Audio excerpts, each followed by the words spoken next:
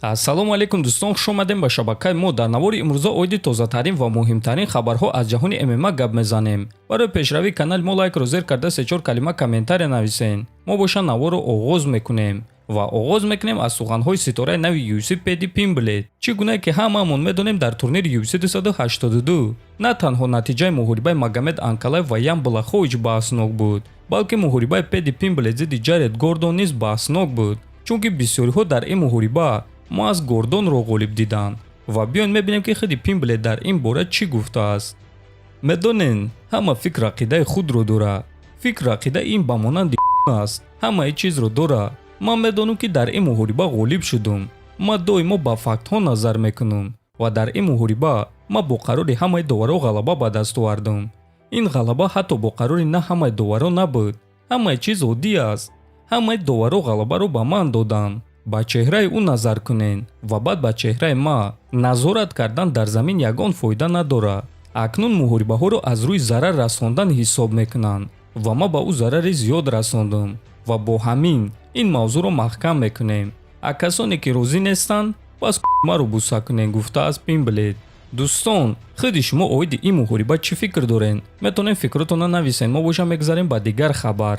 дӯстон, барои шумо беҳтарин хабар. акнун шумо метавонед аз ширкати шифофармо ҳама намуд доруҳои гиёҳиро бо нархи арзон ва сифати олӣ дастрас кунед. доруҳо барои хароб ва фарбешавӣ, дарди дил, дарди меъда, пастаҳо барои хунукзадагӣ, барои қавӣ кардани мардонагӣ, барои шахсоне ки фарзанд ёфта наметавонанд, равғани усма, хелба, равғани сиёҳдона барои ҳамаи дардҳо, шампунҳои гиёҳӣ. худи ҳозир ба номерҳои дар рӯи экран буда занг зада доруҳои даркории худро бо нархи арзон дастрас кунед ва ҳатман аз номи канали Паҳлавон гап занед. ҳамин гуна шумо ҳам доруҳои даркории худро дастрас мекунед ва ҳам канали моро дастгирӣ мекунед. чемпиони нави Eagle FC дар вазни миёна Даурен Ермеков норозигии худро оиди рафтори кардаи чемпиони пешинаи Eagle FC дар вазни миёна Фаридун Одилов баён кард ва ба Одилов муроҷиат карда чунин суханҳо навишт. Фаридун, чӣ гунае ки ҳаст ҳамон гуна гап мезанам. рафтори ту маро ғамгин кард. лига кӯшиш кард ки ҳамаи корро кунад то ин ки ин муҳориба баргузор гардад. ман ба ҳамаи шароитҳо розӣ шудам.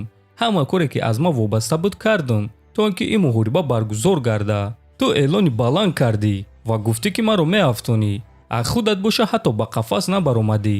ноҳурматӣ нисбати мухлисони худ, ноҳурматӣ нисбати мухлисони ман, лига, ташкилкунандагон ва шахсан нисбати ман. ва илова бар ин, ту маро беганарари пурра мондӣ. ман фикр мекунам ки ҳамаи корро дуруст карданд барои натиҷаи ин ҳодиса.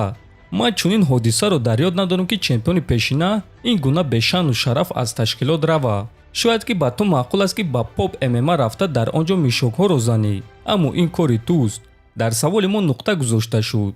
ту камарбандро ҳимоя карда натавонистӣ. акнун ҷои ӯ дар Қазоқистон аст, навиштааст Ермеков. дӯстон, фикр мекунам ки ин кор бояд ин гуна ба анҷом нарасад, яъне таърихи Одилов ва Ермеков, ва онҳо бояд ки зидди якдигар муҳориба гузаронида беҳтарини худро муайян кунанд. фарқ надорад ки дар кадом ташкилот. шумо чӣ фикр доред дӯстон? метавонед фикротонро нависен. чемпиони вазни сабуки UFC Ислам Махачев оиди таъин шудани муҳорибаи Конор Макгрегор ва Майкл Чендлер фикрҳои худро чунин баён кард.